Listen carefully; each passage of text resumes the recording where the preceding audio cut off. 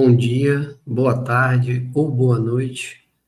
Sejam todos muito bem-vindos ao CAC Estudos Espíritas. Aqui, Cruyff Freitas, mais uma vez com vocês. Inicialmente, pedi a vocês que sigam o CAC no Instagram, @CAC Estudos Espíritas, e que se inscrevam no canal do YouTube CAC Estudos Espíritas e ative o sininho. Também preciso lembrar e pedir a vocês que coloquem o joia aqui embaixo deste vídeo, se você gostou. Isso é muito importante, não para o CAC, mas para a divulgação da doutrina espírita. Um dos nossos principais objetivos com essa tarefa. E hoje estou aqui para gravar, mais uma vez, o Clube do Livro. Estamos estudando e fazendo a leitura do livro Nos Domínios da Mediunidade, que foi ditado por André Luiz, psicografia de Chico Xavier, e vamos entrar no capítulo 5, Assimilação de Correntes Mentais. Lembrando que o capítulo anterior tinha o título Ante o Serviço, ou seja, no momento que iriam iniciar a tarefa mediúnica.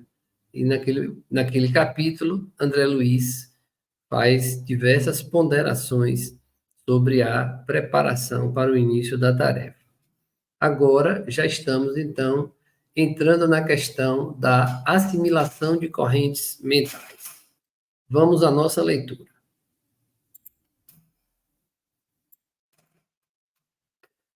Capítulo 5, Assimilação de Correntes Mentais. Faltavam apenas 2 minutos para as 20 horas, quando o dirigente espiritual mais responsável deu entrada no pequeno recinto. Nosso orientador articulou a apresentação. O irmão Clementino abraçou-nos acolhedor. A casa pertencia-nos a todos, explicou sorridente. Estivéssemos, pois, à vontade na tarefa de que nos achávamos investidos. Primeiro parêntese nosso é para demonstrar a pontualidade da espiritualidade, o que não é um hábito nosso dos encarnados. Mas, faltando 2 minutos, o espírito condutor, dirigente da tarefa, já estava no recinto para iniciar. Então, tudo bem, ele chegou 2 minutos antes? Não importa. Ele chegou 2 minutos antes e já chegou pronto para a tarefa. Diferente de nós, que precisamos ainda entrar em sintonia para a tarefa. E muitas vezes não conseguimos chegar no horário. Uma outra questão muito interessante que está aí é que ele deixou todos muito bem à vontade para que ficassem tranquilos para observar e também trabalhar naquela tarefa. E ele é um novo personagem do nosso estudo, e o nome dele é Clementino. A essa altura, diversas entidades do nosso plano, desencarnados, colocaram-se junto dos médiuns que estariam de serviço. Clementino avançou em direção de Raul Silva, perto de quem se postou em muda reflexão. Logo após, Aulus convidou-me ao psicoscópio e, graduando-o sobre nova modalidade, recomendou-nos acurado exame. Então, Clementino, como dirigente espiritual da tarefa, entra no pequeno recinto e vai de encontro a Raul Silva, que é o dirigente encarnado da tarefa. Então, ele já procurou logo se colocar em condição de alinhar seus pensamentos com o dirigente encarnado, neste caso, Raul Silva. André Luiz, Aulus e Hilário passaram, então, a observar essa ligação que iria se estabelecer entre esse encarnado dirigente e o desencarnado também dirigente. Vejamos. Foquei os companheiros encarnados em concentração mental, identificando-os sob aspecto diferente. Dessa vez, os veículos físicos apareciam quais se fossem correntes eletromagnéticas em elevada tensão. O sistema nervoso, os núcleos glandulares e os plexos emitiam luminescência particular. E justapondo-se ao cérebro, a mente surgia como esfera de luz característica, oferecendo em cada companheiro determinado potencial de radiação. Perceba que, com essa nova modulação que Aulus deu ao psicoscópio, quando André Luiz focalizou os encarnados, ele só estava vendo uma corrente elétrica, eletromagnética em cada um deles. É como se fosse um exame de ressonância, onde você deixa de ver a parte da matéria e consegue olhar por dentro os órgãos, mas nesse caso muito mais apurado, porque eles conseguiam ver apenas as correntes eletromagnéticas que saíam de cada encarnado. E olhem, observem, ele diz que cada um encarnado tinha um potencial de radiação. Então, não emitiam todos a mesma condição eletromagnética, mas cada um tinha seu potencial específico. Então, assimilando-nos à curiosidade, o assistente explicou. Quando Aulo percebeu que ele ficou curioso, partiu logo para explicar. Em qualquer estudo mediúnico, não podemos esquecer que a individualidade espiritual, na carne, mora na cidadela atômica do corpo, formado por recursos tomados de empréstimo ao ambiente do mundo.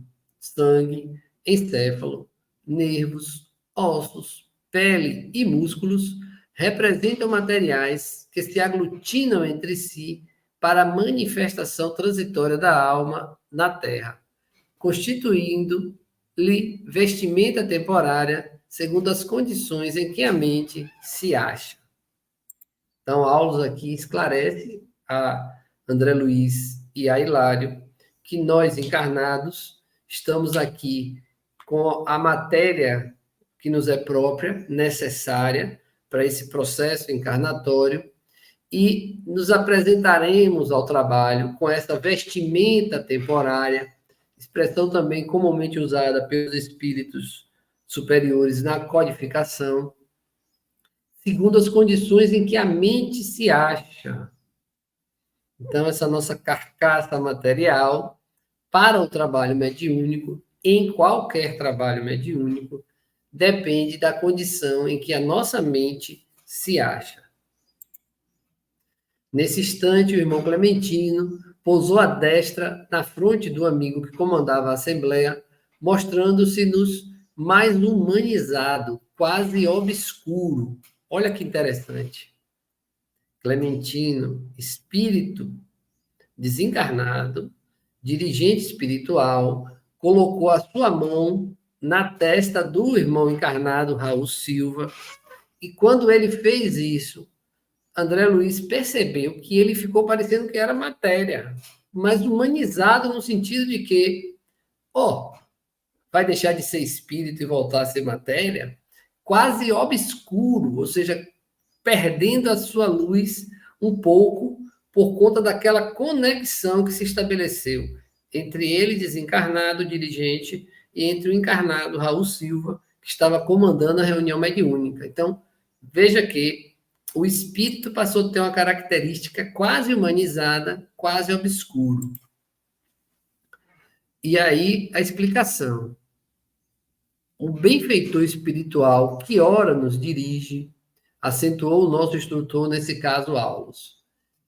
Afigura-se-nos mais pesado porque amorteceu o elevado tom vibratório em que respira habitualmente, descendo a posição de Raul, tanto quanto lhe é possível, para benefício do trabalho começante. Influencia agora a vida cerebral do condutor da casa, a maneira do musicista emérito, manobrando respeitoso um violino de alto valor, do qual conhece a firmeza e a harmonia. Perceba, a vibração, o tom vibratório do Clementino estava aqui. O tom vibratório de Raul Silva estava aqui. Para conseguir entrar em conexão com Raul Silva, foi necessário que Clementino baixasse a sua vibração, o que ele conseguiu, para então interagir nessa ligação mediúnica com o Raul Silva. Da mesma forma que um excelente músico utiliza um excelente instrumento. Aí o que é que aconteceu?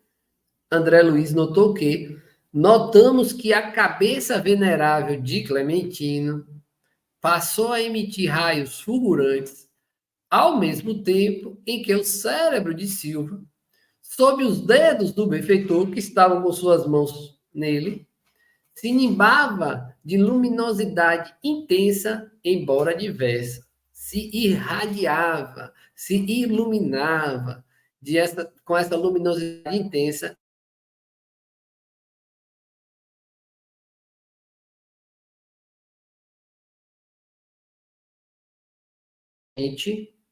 Repetindo, o mentor desencarnado, no caso Clementino, levantou a voz comovente, suplicando a bênção divina com expressões que nos eram familiares.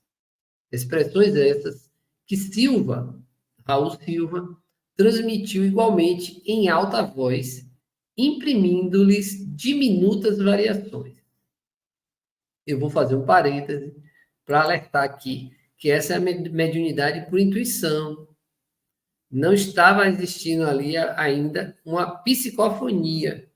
Raul Silva estava dizendo as palavras ditadas a ele pelo espírito clementino e ele imprimia a sua voz. E essa voz tinha variações, porque não eram da mesma entonação com a que era dita por Clementino. É a mediunidade intuitiva. Raul Silva estava sendo ali direcionado pelo espírito clementino, sem que precisasse, para isso, modificar a sua voz, modificar a entonação que ele tinha. E esse detalhe sutil do texto indica isso. Então, transmitiu igualmente em alta voz, imprimindo-lhes diminutas variações, porque era a voz do Raul Silva. Com a emotividade que nos invadia a todos, brando silêncio se interpôs durante rápidos minutos.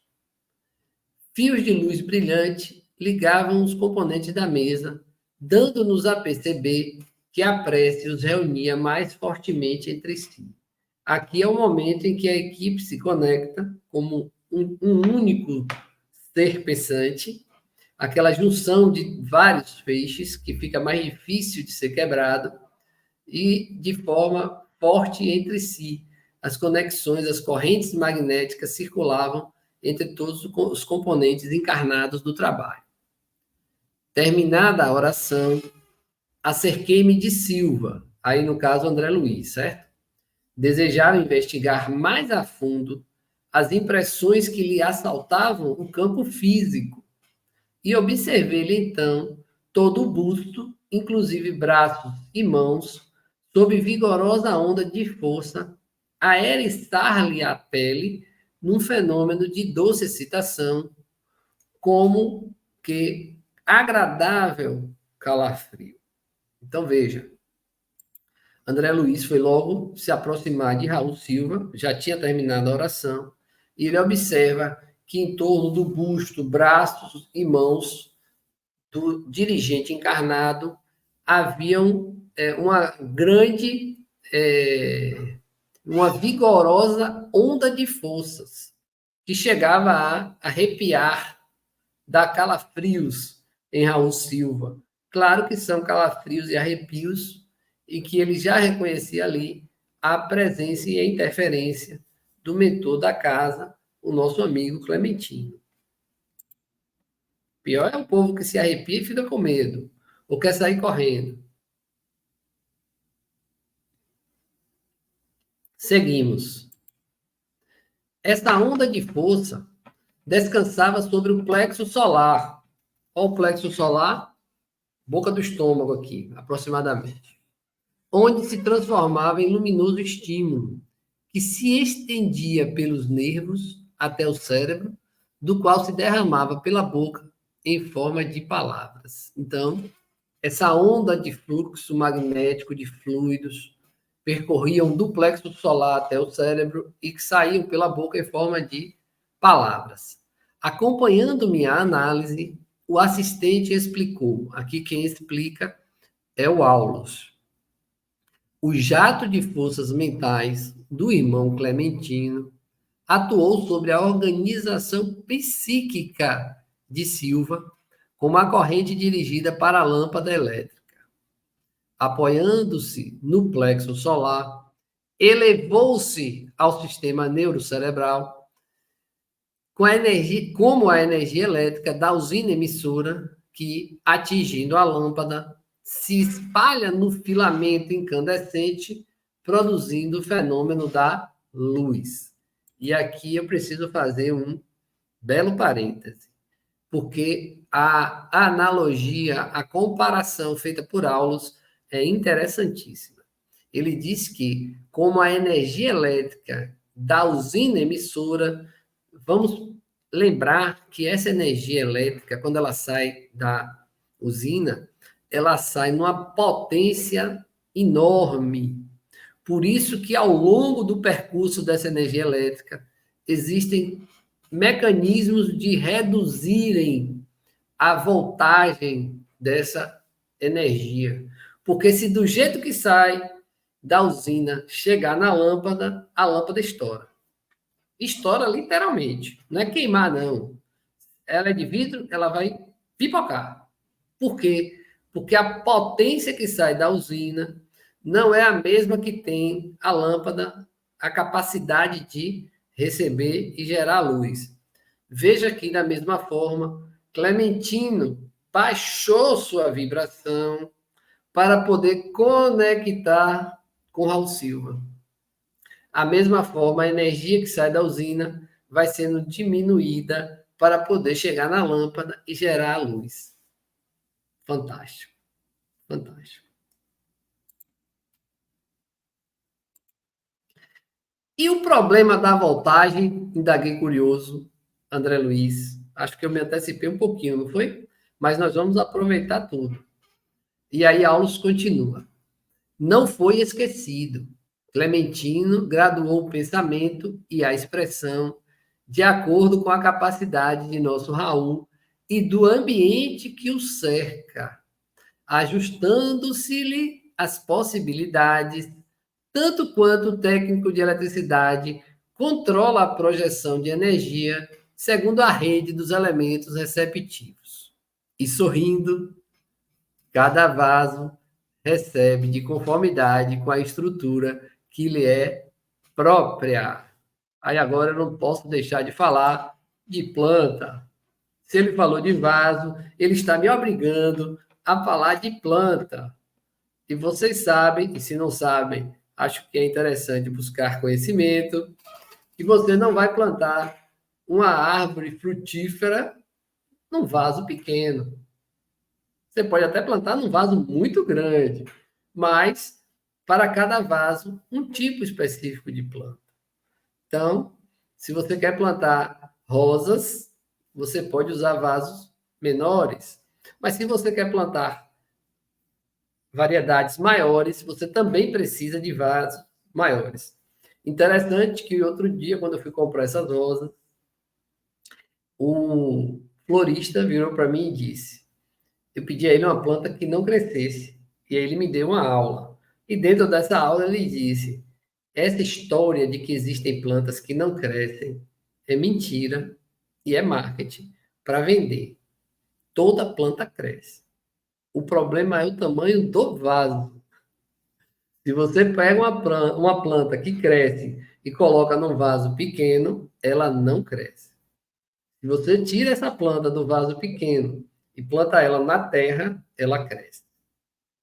Aí eu disse, então por isso que as palmeiras ficam pequenas e outras crescem tanto? Ele, exatamente.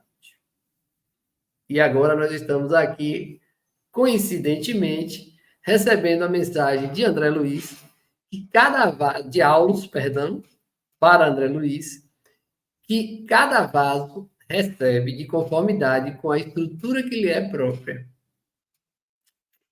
Exatamente isso. E quanto à questão da voltagem, o eletricista vai à sua casa e você pede a ele que coloque uma tomada para ligar a sua airfryer. E aí ele vai lhe perguntar o quê? 110 ou 220? Espero que você saiba qual é. Porque se você colocar, disser a ele, ele vai ajustar errado. Mas se ele sabe que é 110, ele vai colocar a voltagem em 110. Além disso, ele vai olhar também o tamanho da tomada, que pode ser de 20 amperes. Porque se for de 10, a tomada da airfryer não vai conectar e não vai poder funcionar.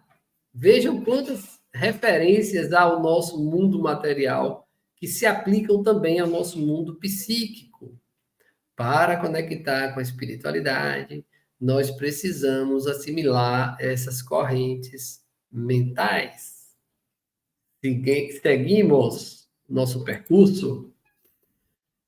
Os confrontos de Aulus sugeriam belas indagações. A ligação elétrica gera luz na lâmpada.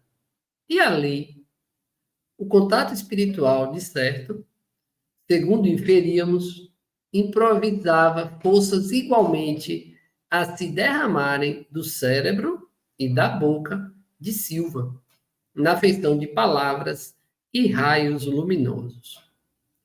O instrutor percebeu-nos a muda inquirição e apressou-se em aclarar. Aí Aulus vai dar a aula da lâmpada, melhor que eu, é claro.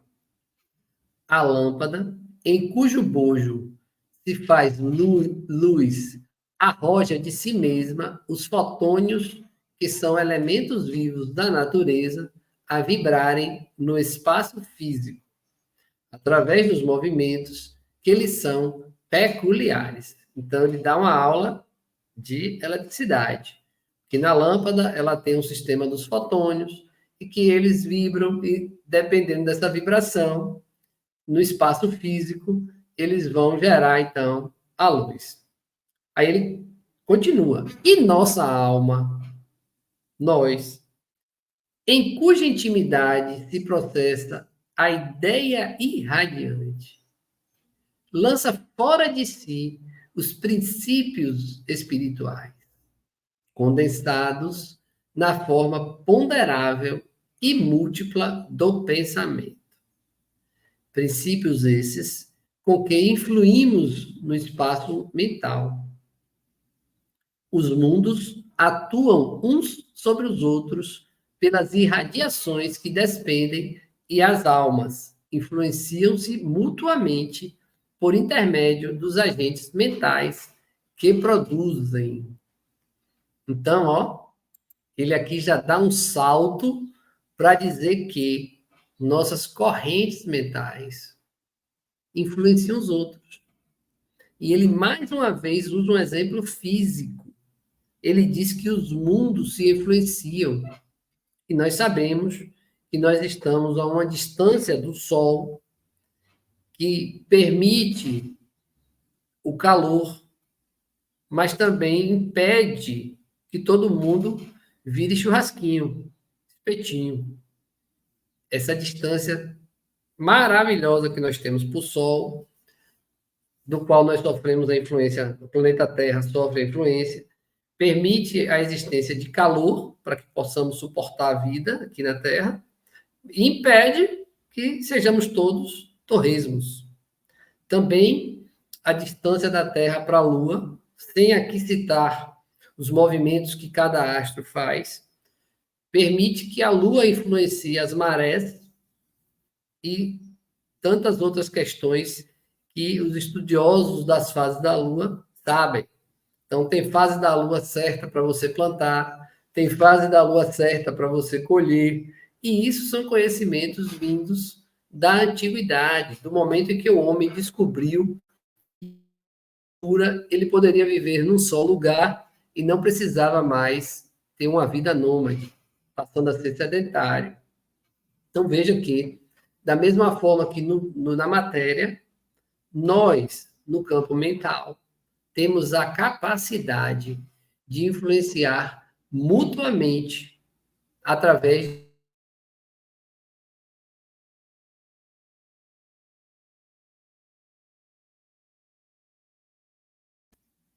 a palavra serena e precisa do orientador compelia-nos à meditação, embora rápida.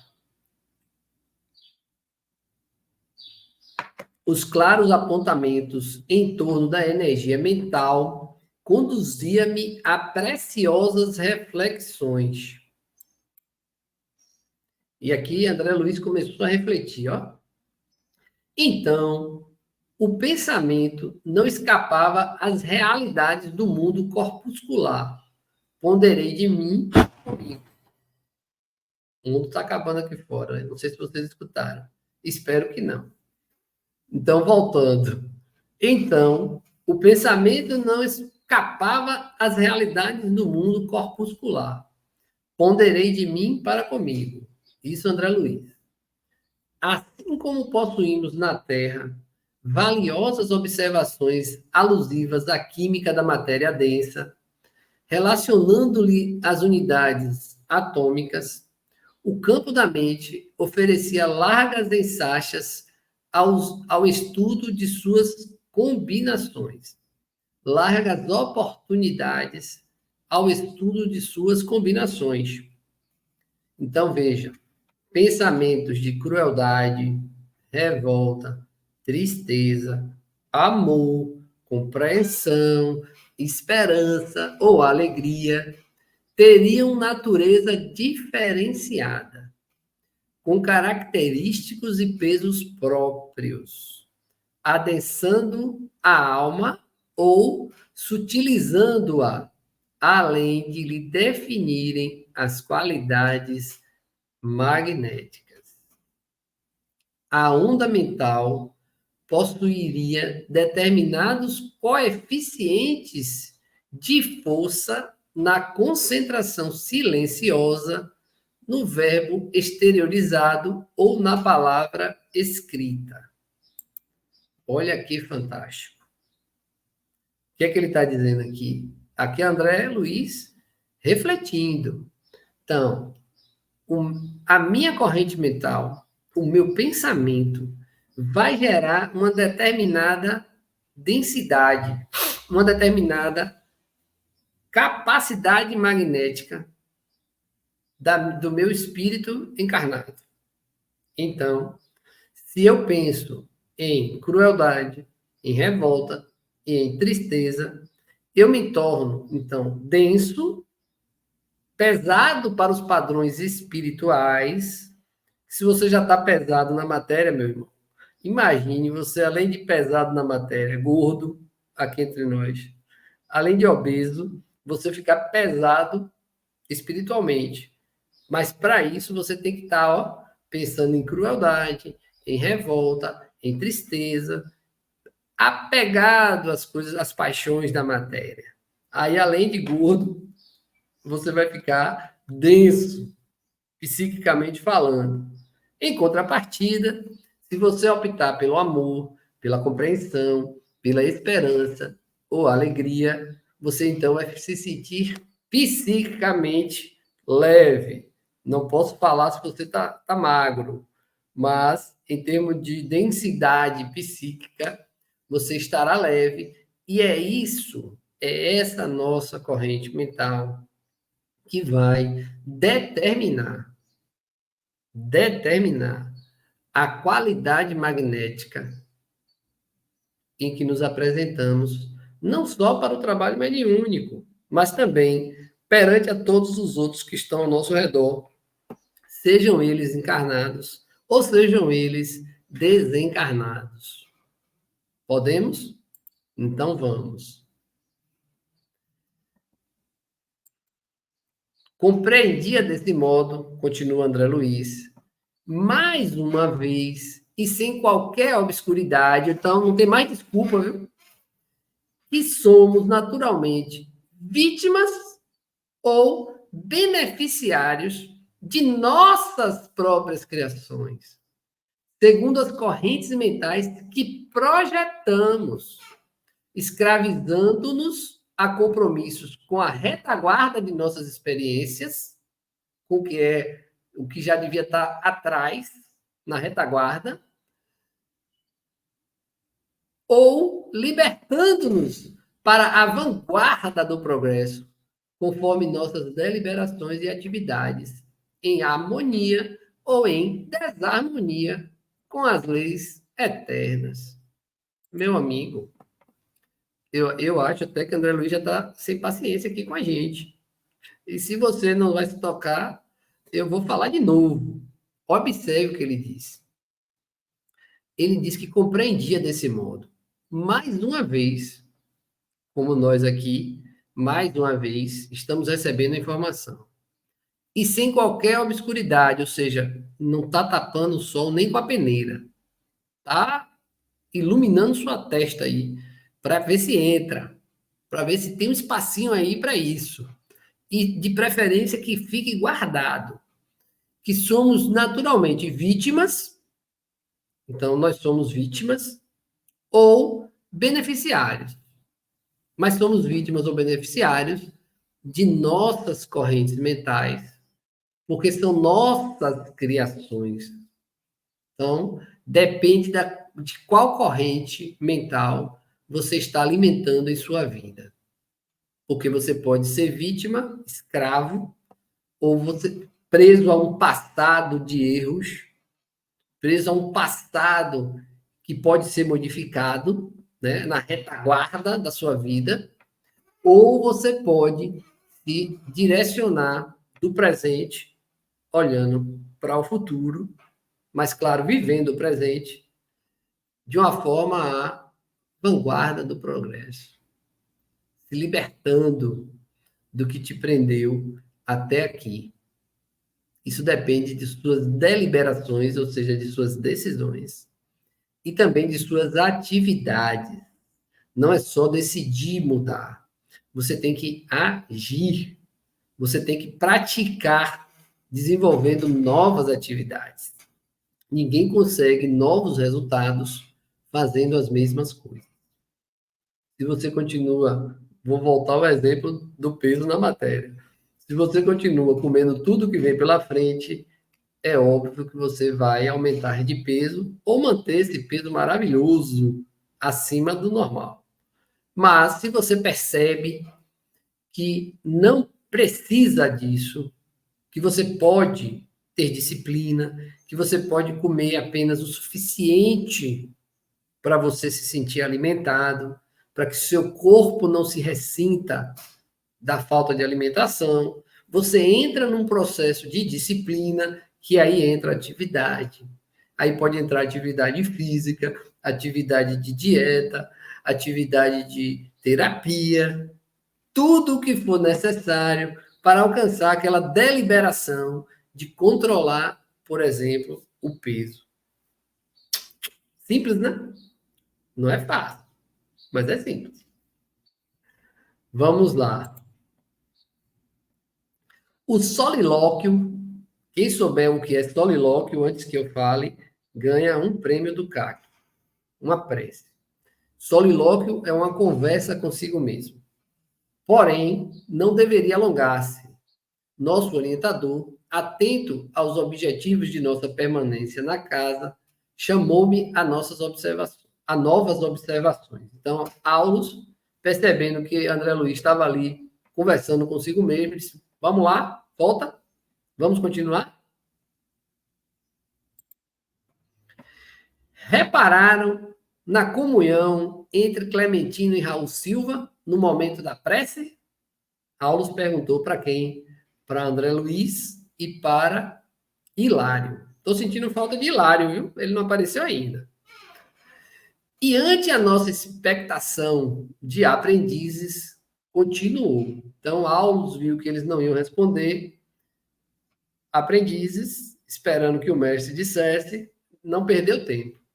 Vimos aqui o fenômeno da perfeição perfeita assimilação de correntes mentais, que preside habitualmente a quase todos os fatos mediúnicos.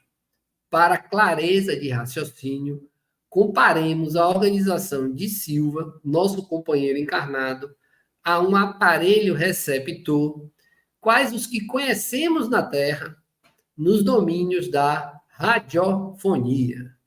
O rádio, o bom e velho rádio. O que é que ele está dizendo? Que naquele momento, naquela ligação que ocorreu durante a prece, a conexão que se estabeleceu entre Clementino e Raul Silva se assemelha ao que nós temos na Terra com o rádio. Hoje todo mundo está acostumado a usar o celular, hoje todos os mecanismos são digitais, mas até bem pouco tempo o rádio ele era sintonizado com um ajuste fino, que era às vezes difícil de ser feito. Então, para você sintonizar na rádio que você desejava, você girava para um lado ou para o outro, até que a voz vinda do aparelho estivesse sem ruídos. Hoje não, né? Hoje você bota lá 100 ponto alguma coisa, 104 ponto alguma coisa, 99 ponto alguma coisa, e de repente, pam, já entra direto. Mas antigamente era, ó, rodando mesmo, e você chegava a uma sintonia. E quando essa sintonia do rádio, você identificava ela, você então ouvia perfeitamente o que estava saindo da emissora. É o caso, a atenção que ele chama para a conexão entre Clementino e Raul Silva no momento da prece. Mais uma explicação usando as ferramentas da matéria. Né? A emissão mental de Clementino, continua Aulus, condensando-lhe pensamento e a vontade, envolve Raul Silva em profusão de raios que lhe alcançam o campo interior, primeiramente pelos poros, que são miríades de antenas sobre as quais essa emissão adquire o aspecto de impressões fracas e indecisas.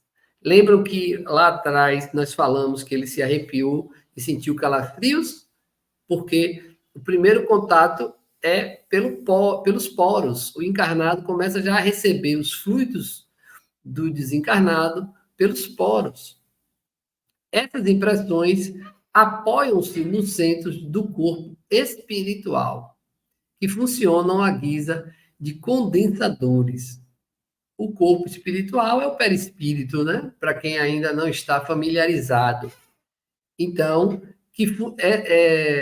esses centros do corpo espiritual são os nossos centros de força e alguns conhecem também como chakras, que funcionam à guisa de condensadores, atingem de imediato os cabos do sistema nervoso a desempenharem o papel de preciosas bobinas de indução, acumulando-se aí no átimo, no momento, e reconstituindo-se automaticamente no cérebro, onde possuímos centenas de centros motores, semelhante a milagroso teclado de eletroímãs. Tem continuação.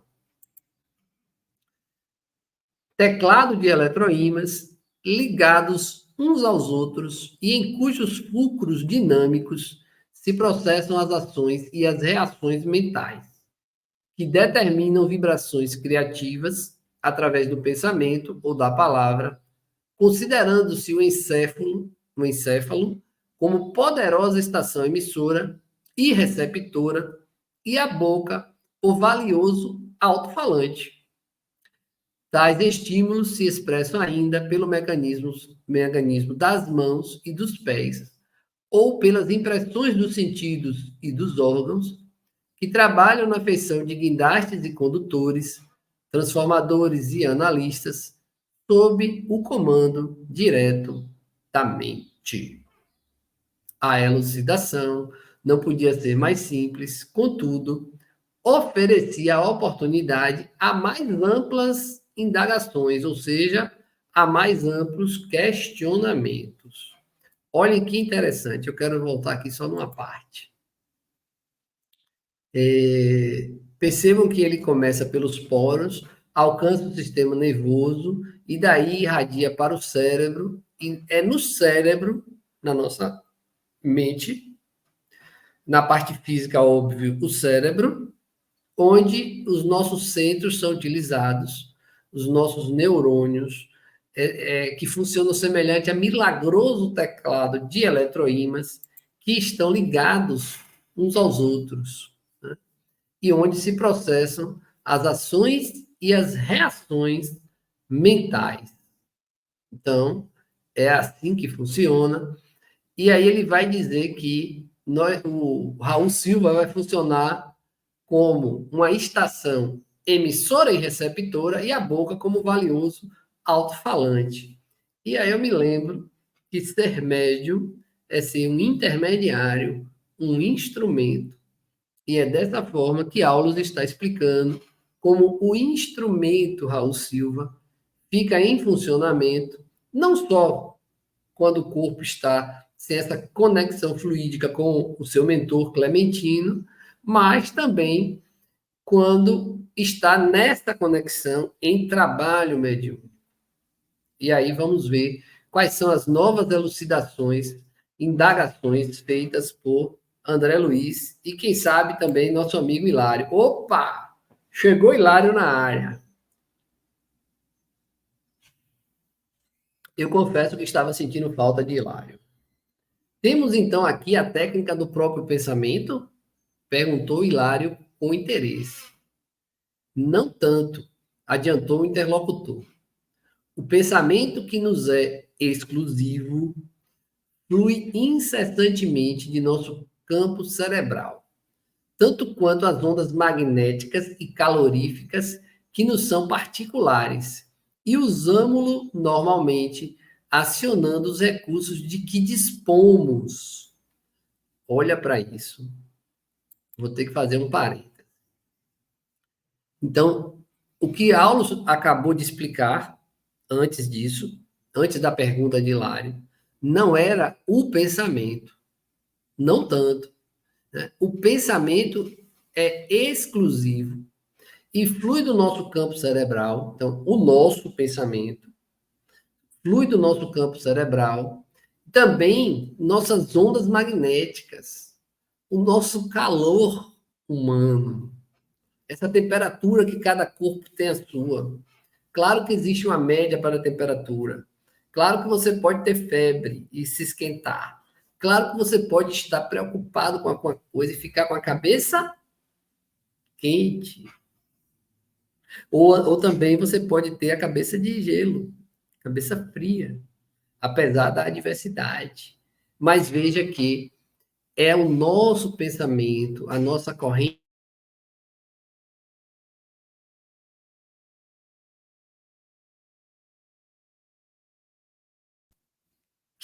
Eu fiz a aula aqui, parece que saiu do ar aí, eu não sei, tá? Lembrando que nossos vídeos não são editados. Então, ó, nossa corrente magnética, essa aura que está ao nosso redor, esse fluxo de energia que nos circunda, e também o nosso calor, a nossa temperatura. Isso vai de acordo com a nossa corrente mental. Continuando com Hilário, não será, porém, tão fácil estabelecer a diferença entre a criação mental que nos pertence daquela que se nos incorpora à cabeça, ponderou meu colega intrigado. Então, o que é que Hilário quer saber? Quando é que é meu o pensamento, a corrente mental, a criação mental? Ou quando é que é do outro? Essa é a pergunta que todo médium em desenvolvimento se faz. Muitos achando até que, abre aspas, são doidos, fecha aspas. Quando, na verdade, vivem com pensamentos contraditórios em sua mente, achando que todos os pensamentos são seus. Essa pergunta consta em O Livro dos Espíritos e também consta aqui, feita por Hilário. Quando é que eu vou saber que essa criação mental é minha? Ou quando é que eu vou saber quando ela é incorporada à minha cabeça? ela é digitalizada em minha mente, ela é escaneada para minha mente, ou seja, não é minha. Aí vamos à resposta. Sua afirmativa carece de base, exclamou Aulus. E olha a resposta. Qualquer pessoa que saiba manejar a própria atenção observará a mudança. Rapaz, Aulus não bate fraco em Hilário, não, viu? Eu acho que Aulus tem uma preferência aí por André Luiz. Porque em Hilário ele só bate com força. Olha a resposta. Qualquer pessoa que saiba manejar a própria atenção observará a mudança. Nós sabemos o quanto isso é difícil. Mas ele diz que basta você prestar atenção. É simples. Qualquer pessoa pode parar e prestar atenção. De vez que, continuando, de vez que o nosso pensamento vibra em certo grau de frequência, ó, a concretizar-se em nossa maneira especial de expressão, no círculo dos hábitos e dos pontos de vista, dos modos e do estilo que nos são peculiares. Só que Aulo está dando essa pancada e diz, e bem-humorado, comenta, ou comentou. Então, veja, vamos lá identificar, vou prestar atenção em como são meus hábitos, como são meus pontos de vista, como são meus modos e como é o meu estilo, como eu sou. E aí nós lembramos do modismo, do autoconhecimento tão necessário, imprescindível. Pena que é modismo, porque tem que ser permanente.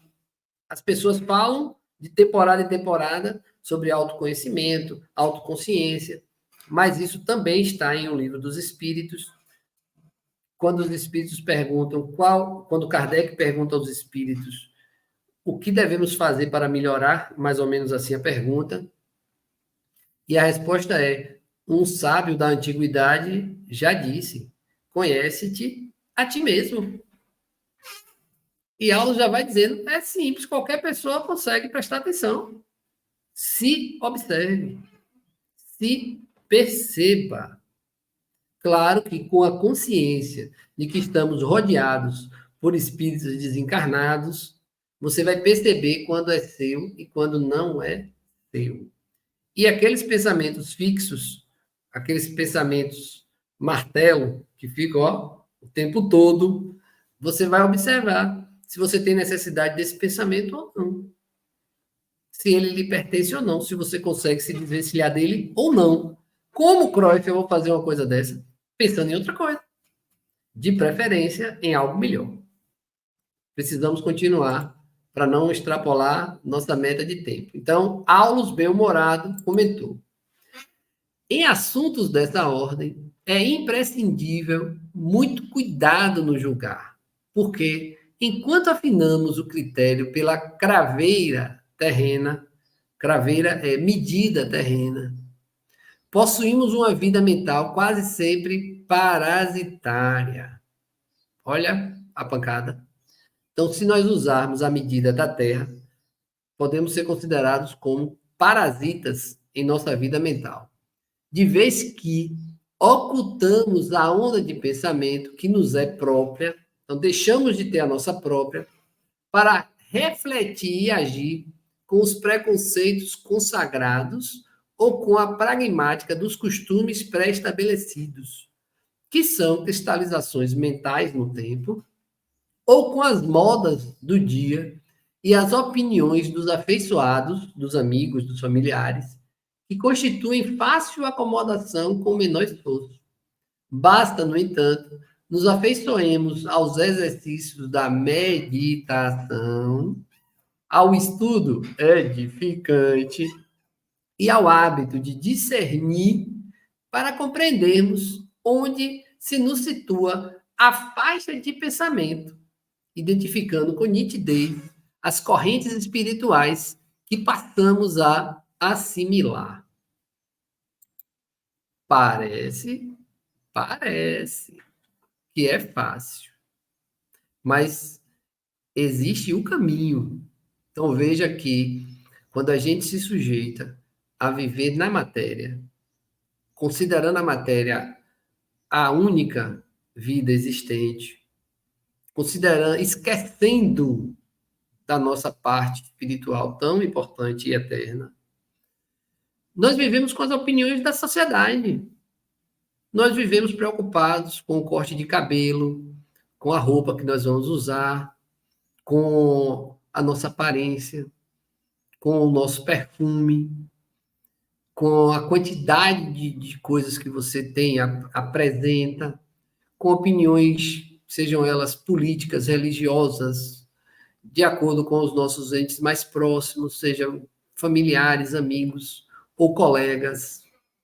E assim nós vamos vivendo nessa onda mental material, parasitária, e deixamos de investigar a nossa verdadeira onda mental, aquela que nós podemos alcançar pela meditação, pela terapia, pelo estudo edificante, pelo hábito de discernir, hábito de pensar.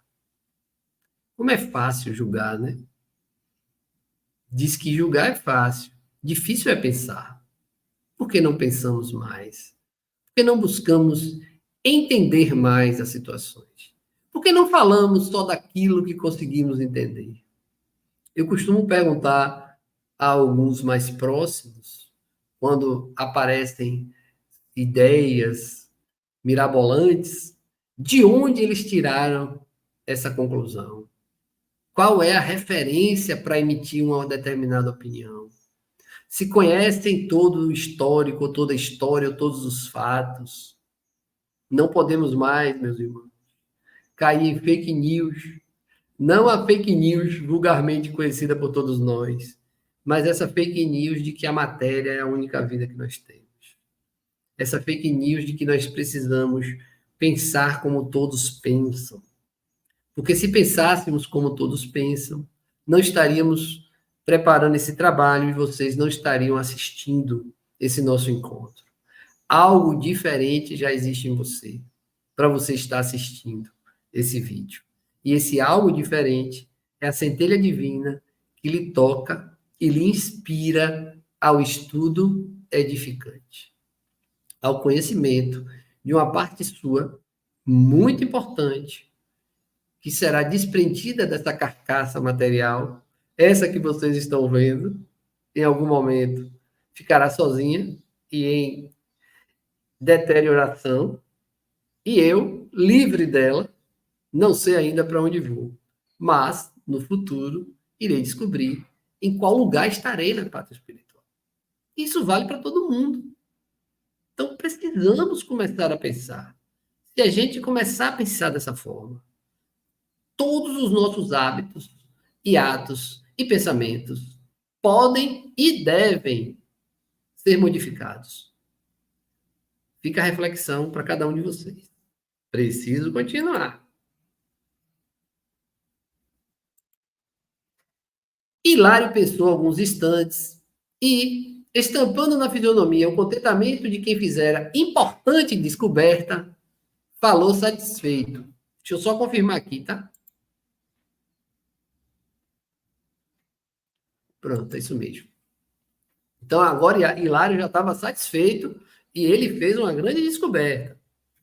Agora percebo como podem surgir fenômenos mediúnicos em comezinhas situações da vida, tanto nos feitos notáveis da genialidade, como nos dramas cotidianos. Olha aqui, pérola. Ó, Hilário toma as pancadas dele, mas ele também agora soltou uma pérola. Ah, fenômeno mediúnico só acontece em reunião mediúnica? Oh, meu Deus. É onde menos acontece, porque estão acontecendo poucas reuniões mediúnicas. A maioria dos fenômenos mediúnicos, gente, acontece na nossa vida cotidiana, acontece na sua casa, no seu ambiente de trabalho, no seu deslocamento, no momento que você está se preparando para dormir. ou até no primeiro momento em que você acorda. Se nós estamos conectados com esse mundo invisível constantemente, até mesmo quando você está dormindo,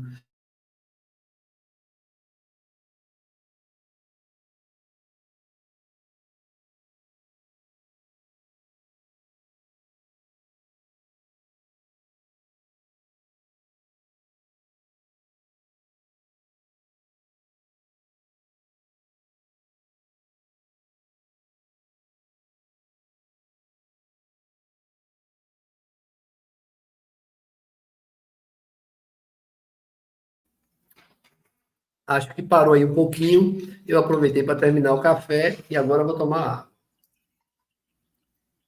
Mas seguindo o raciocínio, para não ficar perdido, eu estava falando que o fenômeno mediúnico acontece em todos os lugares e principalmente que há uma interferência, uma comunicação do plano invisível com o plano físico.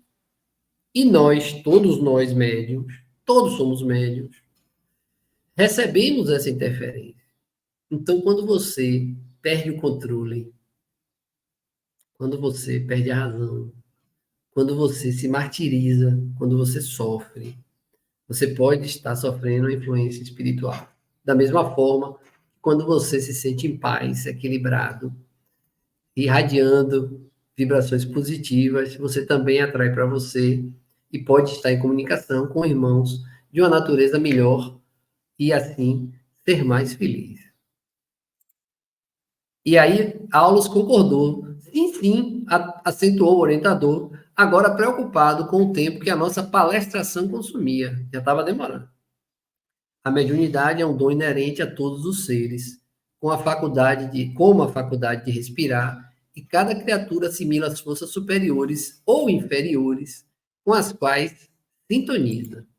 Por isso mesmo, o Divino Mestre recomendou-nos oração e vigilância, para não cairmos nas sugestões do mal, porque a tentação é o fio de forças vivas a irradiar-se de nós, captando os elementos que lhes são semelhantes e tecendo assim, ao redor de nossa alma, olha a nossa aura, espessa rede de impulsos, por vezes irresistíveis. E buscando o lugar que lhe competia nos trabalhos em andamento, ajuntou. Estudemos trabalhando. O tempo utilizado a serviço do próximo é bênção que entesouramos em nosso próprio favor, para sempre. Então, para finalizar, orai e vigiai. Para finalizar, CAC, Kardec, amor e caridade. Estude, pratique o amor e pratique a caridade. Finalizamos aqui mais um capítulo dessa obra.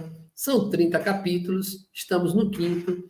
Mais uma vez, muito feliz em estar com vocês. Que as bênçãos de Deus derramadas por nosso Senhor Jesus Cristo cheguem a todos vocês. Até o próximo.